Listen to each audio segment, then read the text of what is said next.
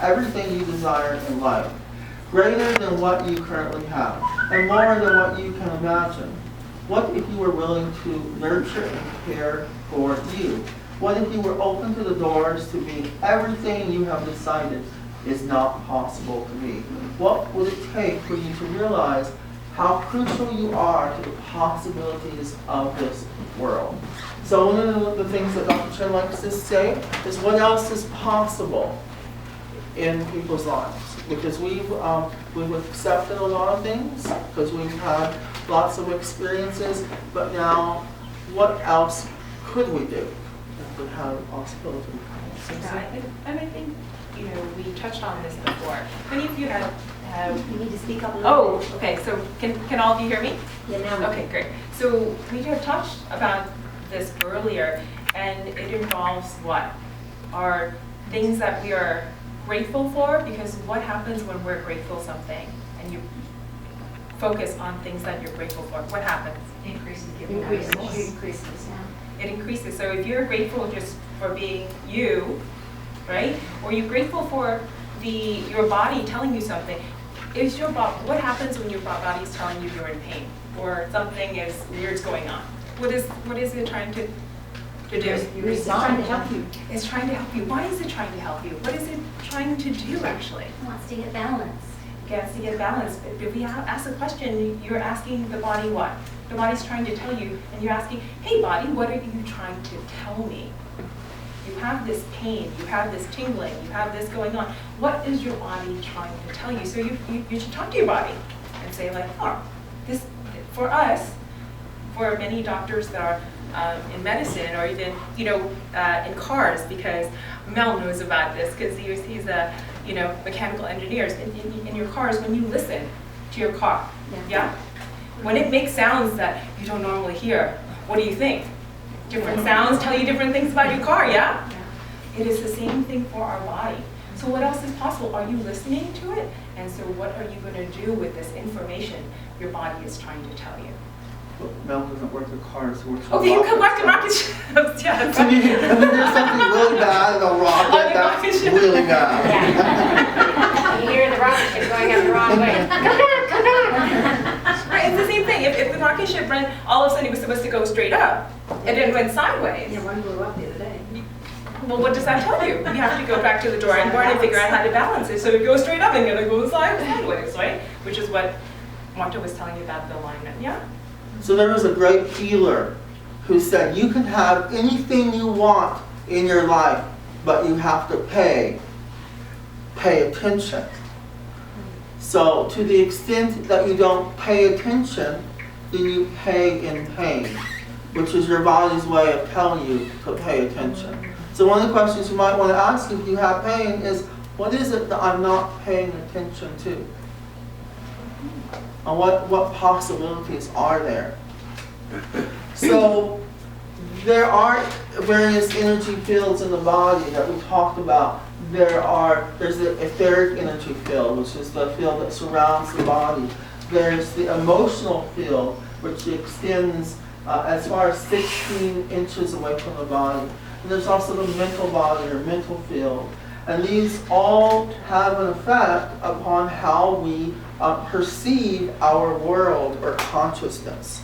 So when we are working with the lights and when we're working with essential oils and we're doing the posture and proprioceptive exercises, these are working on all of these levels. So it's also really, really important that we nourish the body. Okay? So nourishing the body, what does that mean? To nourish the body? Well, there's many different ways to nourish it, right? How do we normally nourish it? How would we Like, go to most basically. McDonald's, get some french fries and Spices. Okay, sorry. So, how do you nourish your body every day? Feed it. Feed it. What do you feed it? Healthy food, green, leafy vegetables. High energy food. High energy foods, right? So we need to feed good fats, right? Because what are we trying to heal? Not just the physical body, but if you're trying to heal the nerves, right? and your bones and all those things, you need a lot of minerals and fats in order to do it. Because how many of you are meat eaters? You know, have you had marrow before? Yes. What's the marrow? Call it red blood cell. It's red blood cells. Is it fatty or is it watery? Fatty. Fatty. So if you want to really absorb the minerals that are going to go into marrow, what do you need? You need water or fat? Fat. Yeah. So yeah, I think a lot of physicians and healthcare professionals haven't they made that connection, but in order to absorb the minerals, you need good fat.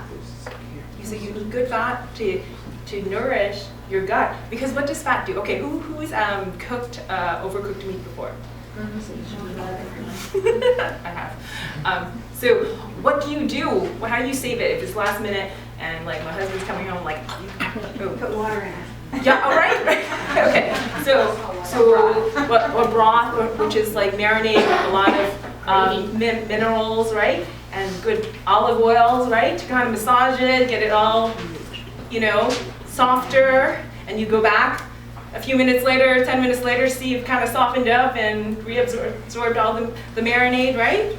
Right. And so for some of you who cook and barbecue, if the heat's going to be on it, how do you lock in the minerals and the juices? You sear it.